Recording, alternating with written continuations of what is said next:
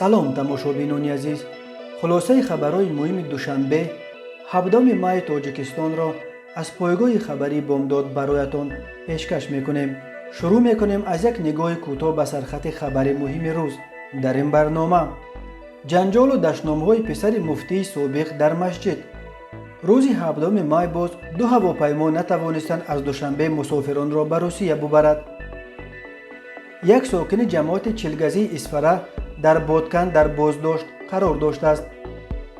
боздошти ду корманди вазорати молия барои дуздии беш аз 4 миллион сомонӣ. одамкушӣ дар назди маркази савдои Сафариён. садамаи пурқурбонӣ дар Оқсуй. ва акнун тафсилоти хабарҳо. ҷамолиддин Неъматзода, сархатиби ноҳияи рӯдакӣ ва писари муфтии собиқи Тоҷикистон Амонулло Неъматзода, ки баъди расонаӣ шудани видеои даштномдиҳиаш дар масҷид дар сархати хабарҳо афтод, баъди даъваташ ба суҳбат аз ҷониби мақомот дар бемористон бистарӣ шудааст. мақомоти кумитаи дин қаблан гуфта буданд, ки навори бадгӯиву бадрафтории сархатибро тафтиш хоҳанд кард. Афшини Муқим, сухангӯи кумитаи дин, рӯзи 7 май ба радиои Озодӣ гуфт, шуъбаи дини ҳукумати ноҳияи рӯдакӣ Ҷамолиддин Неъматзодаро барои амалҳояш даъват кардааст, вале Неъматзода бемор ва дар беморхона бистарӣ будааст. баъд аз мураххас шудан аз бемористон ӯро муҳокима мекунанд, афзуд Афшини Муқим. рӯзи 7 май дар масҷиди деҳаи Дарёободи ноҳияи рӯдакӣ пеш аз намози таровеҳ байни имомхатиб ва чанд намозгузор ҷанҷол шудааст. имоми ин масҷид Ҷамолиддин Неъматзода писари муфтии собиқи Тоҷикистон Амонулло Неъматзода мебошад. дар видео дида мешавад, ки яке аз намозгузорон аз мардумро даштном додани писари имомхатиб, ки ба ҷои падараш имоматӣ кардани ӯ мояи норозигии намозгузорон шуд, изҳори нороҳатӣ мекунад ва Ҷамолиддин Неъматзода бо нишони ҳимоят аз писараш бо ин мард вориди баҳс мешавад. имомхатиб ба мард дарафтода аз гиребонаш медорад ва ба тундӣ мепурсад, ки ту ки ҳастӣ, ки эътироз мекунӣ. ӯ мегӯяд як одами оддӣ аз Кӯлоб аст ва ин ҷо меҳмонӣ омадааст, вале аз он ки ҳангоми даштном шунидан нигарон аст. дар ҳамин лаҳза мулло Ҷамолиддин аз гиребони ӯ дошта кашол мекунад ва мекӯшад, ки ӯро ба ҳуҷраи дигари масҷид барад. намозгузорон монеъ мешаванд ва мегӯянд, ҳазрат ин корро накунед, шумо хатибед, айб аст. вале Ҷамолиддин Неъматзода як даштноми обдоре ба забон меораду бо баландгӯяк хитоб ба мардум мегӯяд, ҳамин масҷидро маҳкам накунам агар ман зани шумо шуда бошам. як ҳаёти дигар дар ин масҷид намоз намехонед, бимиред аз ҳамин рӯзатон. наҳзатиёву салафиё дар ин ҷо ҷамъ омадаед. боз дар кумитаи дин ба радиои Озодӣ гуфтанд, ки ин наворо тафтиш мекунанд. ин бори аввал нест, ки номи Ҷамолиддин Неъматзода, писари муфтии пешин, ба таври моҷаромез расонаӣ мешавад. ӯ соли 2014 низ барои ҷанҷол бо эҳшони Нуриддинҷон Тураҷонзода барои имоматии намози ҷанозаи як марди солхӯрда вирди забонҳо шуда буд. саломатам дорем. ҳазрат эшон бебахшед, ки боз ин ноҳия соҳиб дора. дар барноҳияи рӯзакӣ дар биҷояш ҷанозакӣ мекин ҷанозахуниту намемон худо мехунам. васият шуда мана ин мириди мана, мириди падар ман. изон мекашед шумо фитна мекунед барои ҷаноза. Астағфируллоҳ.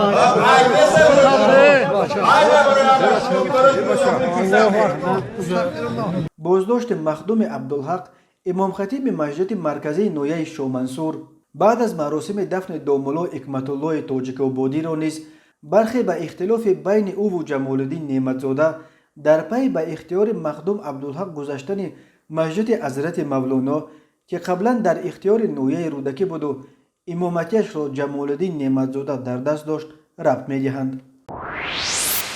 рӯзи 7 май боз ду парвози чартерии ширкатҳои ҳавопаймои Русия аз фурудгоҳҳои Душанбе иҷозат надоданд ва ин боиси аз роҳи сафар ба Русия мондани садҳо мусофир шудааст. ҳавопаймои ширкати Северни Ветер бояд анӯз субҳи барвақти 7 май соати 7:00 бо хатсайри рақами N4710 аз Душанбе ба Қазон парвоз мекард, вале баъди чанд соат дар саҳни фурудгоҳ нигоҳ доштани мусофирон ба онҳо гуфтанд, ки парвоз намешавад.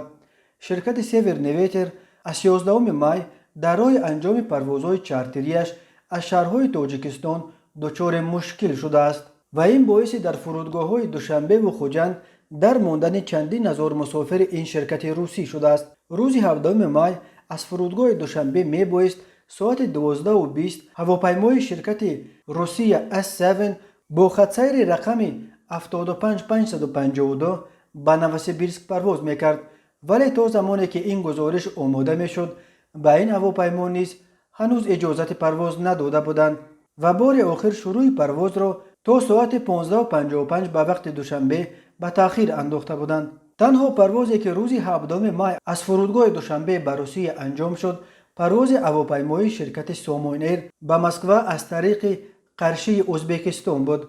دلیل به تأخیر گذاشتن و بیکار کردن دست کم 2 پرواز روز 17 مای از فرودگاه دوشنبه روشن نیست، ولی میراج عزیزوف رهبری نماینده سیور نویتر در تاجیکستان روز 16 مای به رادیو آزادی گفته بود که اگنتی اویاسیای گرجدانی تاجیکستان به شرکت آنها اجازت پرواز نداده است. دلیل این استفاده سیور نویتر از هواپیماهای بزرگ بوده است که مقامات دوشنبه آن را به طلبات بی‌خطری فرودگاه‌های تاجیکستان ناموافق دانستند، ولی میراج عزیزوف گفته است که به آنها با چنین هواپیما 2 بار اجازه پرواز دادند، ولی روز 12 مای اجازت نامه اشان را بیکار کردند. روسیه از 1 اپریل به انجام پروازها از تاجیکستان اجازه داد. اکثر آنهایی که به روسیه می روند مهاجرای کاری اند که روسیه منبع اساسی تامین زندگی اویلهاشون می باشد. سال 2020 که روسیه به دلیل پاندمی کرونا ویروس مرزهایش را بست، انتقال پول از آن کشور به تاجیکستان قریب 800 میلیون دلار کاهش یافت. سید مراد ایشانوف، یک ساکن جماعت چلگزی اسفره و پدر 4 فرزند، روز 1 مای در عین اوج مناقشه‌های خونین در مرز تاجیکستان و قرقیزستان دستگیر شده است و اینک بیش از 2 هفته باز در ولایت بادکند در بازداشت قرار دارد. قابل جان عظیموف، برادر سید مراد، به آزیا پلوس گفته است که برادرش روز 1 مای از چلگزی به محله دوستی دهه باغستان برای خبرگیری کودک نوزادش رفته بود، ولی 2 ساکن دهه روات قرقیزستان او را دستگیر کرده به مقامات قرقیز سپاریدند. محله دوستی دهه باغستان را از روات همگی یک جویبار بتونی جدا می کند.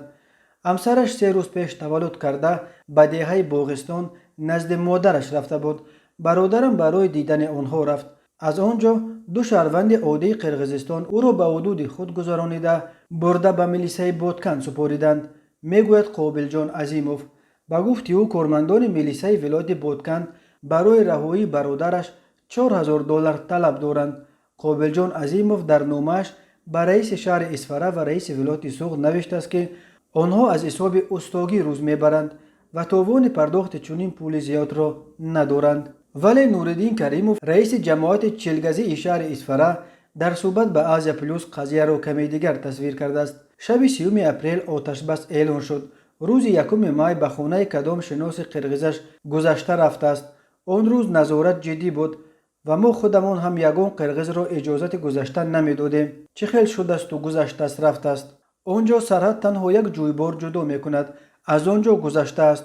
حالا با جرم ویران کردن سرحد دولتی آنها پرونده کشودند. من این مسئله را به مقامات انتظامی و 3 روز پیش به معاون اول وزارت کارهای داخلم آمده بودند گفتیم. حالا مسئله چطور آوردنش را اندیشیده ایستاده ایم.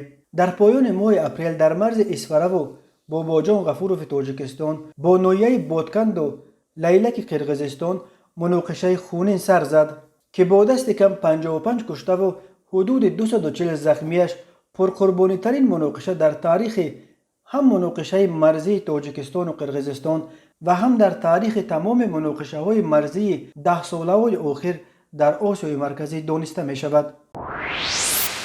اگنتی مبارزه با کروپسیون تاجیکستان روز 17 مای خبر داد که 2 کارمند بخش مصاحبات وزارت مالیه تاجیکستان در بین 3 سال 2018-2020 با روی ساختکاری بیش از 4 میلیون سومونی را تصرف کردند. مرکز مطبوعاتی اگنتی گفت روزی و نرگس میمون دوستونا در وظیفه سردار شعبه مصوبات ریاست کارهای وزارت مالیه جمهوری تاجیکستان کار کرده ایستاده، از روی مصلحت پیشکی با متخصص پیشبری امین ریاست یوسف و تخمینه یتیموف در دوره سالهای 2018-2020 با روی ساختکاری حجتهای مصوبی بیش از 4 میلیون سومانی را تصرف نمودند. نسبت به روزی و نرگس و یوسف و تخمینه بر اساس دو بند کودکس جنایتی تاجیکستان ماده 245 قسم 4 از خودکنی یا اسرافکاری یعنی تصرف مال و ملک غیر که به گناهکار باور کرده سپریده شده است یا در اختیار او می باشد به مقدار زیاد و ماده 323 ساختکاری خدمتی پرونده جنایتی آغاز کردند و تفتیشات پیشکی ادامه دارد. به آنها برای از خود کردن مبلغ‌های دولتی همچون جزا جریمه به مبلغی از 1824 تا 2700 نشان دهنده و یا از 10 تا 15 سال حکم زندان با محروم کردن از حق اشغال منصب‌های معین یا مشغول شدن به فعالیت‌های معین به مهلت تا 5 سال تهدید می‌کند. این بار اول نیست که موردهای از خودکنی میلیون‌ها سومانی مبلغ‌ها در مؤسسه‌های دولتی تاجیکستان آشکار می‌شود. اگنتی مبارزه با کروپسیون تاجیکستان ماه اپریل خبر داده بود که در پی سنجش فعالیت مالیوی اقتصادی نیروگاه نورک تصرف 2 میلیون و 383 از 10,000 سومانی مزد مهنت کارگران این نیروگاه از جانب شخصان مسئول آشکار گردیده در رفت سنجش 1 میلیون و 818 از 15,000 سومانی از این حجم ضرر آشکار شده را توانستند برقرار کنند. تاجیکستان یکی از فسادزده ترین کشورهای دنیا به شمار رفته در گزارش سالانه سازمان ترانسپرنسی اینترنشنال در بین 180 کشور از لحاظ سطح فساد امسال در مقام 149 جای گرفته بود. شب 15 مای تخمیناً ساعت 2:30 در 83 کیلومتر شورای دوشنبه کولوب در حدود جماعت دیوت اقصای نویه دنغره راننده ماشین تمغه تویوتا کمری ساکن 27 ساله دوشنبه ناظموف سیدا هنگام حرکت از سمت شهر دوشنبه به طرف شهر کولوب از عهده اداره واسطه نقلیات نبرآمد و ماشینش را به کنار راست راه چپه کرد. در نتیجه دو مسافر این ماشین شریف حسن سال تولدش 1990 و گدای و مرجانه سال تولدش 1992 هر دو ساکنان پایتخت جراحت‌های وزن جسمانی برداشته در جای حادثه به هلاکت رسیدند. راننده ماشین ناظموف سیدا و دو مسافر دیگرش کریم و دلفوزه سال تولدش 1986 و یونسوف محمد جان سال تولدش 1993 هر دو ساکن دوشنبه جراحت‌های جسمانی برداشته در بیمارخانه بستری کرده شدند. هر سال بر اثر صدمه‌ها در راه‌های تاجیکستان تا 400 نفر به هلاکت رسیده بیش از 1200 تن دیگر معیوب می شوند. یک مرد 41 ساله ساکن شهر دوشنبه که پیش 2 مرتبه با ماده 244 با جرم دزدی، 1 مرتبه با ماده 249 با جرم راهزنی و 1 مرتبه با ماده 255 با جرم قصداً نیست و نابود یا ویران کردن مال و ملک غیر کودکس جنایتی جمهوری تاجیکستان صادر شده است. این دفعه با اتهام قصداً رسانیدن ضرر وزنین به سلامتی که باعث مرگ انسان شده است دستگیر شد. وزارت کارهای داخله گفت که او نیمه دوم روز 15 مای تخمیناً ساعت 17 در نزد مرکز سودای سفریان در کوچه شیرعلیزاده پایتخت با ساکن 47 ساله دوشنبه جنگ و جنجال کرده او را شدیداً لط و کوب نموده است. در نتیجه جبر دیده جراحت‌های وزن جسمانی برداشته در جای حادثه به هلاکت رسیده است. به مرد دستگیر شده اکنون بر اساس قسم 3 ماده 110 کودکس جنایتی جمهوری تاجیکستان از 12 تا 15 سال زندان تهدید می‌کند. یک مرد 28 ساله ساکن شهر کانیبادام که سال 2019 در فدراسیون روسیه با ماده 158 قسم 2 کودکس جنایتی فدراسیون روسیه صادر شده است همچون گمانبر در صادر نمودن جنایت دزدی دستگیر کرده شد. به گفته مقامات او شب 16 مای ساعت 1:30 از حدود زمین‌های به نام بویماتوف واقع در جماعت دیوت پولدون شهر مذکور یک سر چاروای کلان شاخدار متعلق به ساکن 33 ساله کونی بادام را دزدیده است. اینچنین ساکن 28 ساله جماعت علیف نویه ظفرآباد به آن گمان بر می شود که شب 2 مای ساعت 1:30 از حدود زمین‌های کشت خواجگی دیخونه اسکندر یک سر چاروای کلان متعلق به امدهه 51 سالش را دزدیده به او 15,000 سامانی ضرر رسانیده است. به این 2 نفر اکنون برای دزدی چاروا جریمه و یا از 2 تا 5 سال زندان تهدید می کند. تماشابینان عزیز و گرامی، این بود مرور به خلاصه چند خبر مهم روز 14 مای تاجیکستان. خبر و گزارش های بیشتر از تاجیکستان و درباره تاجیکستان را در سامانه پایگاه خبری بامداد در این نشانه پیگیری کنید: www.bomdad.com. خوش باشید.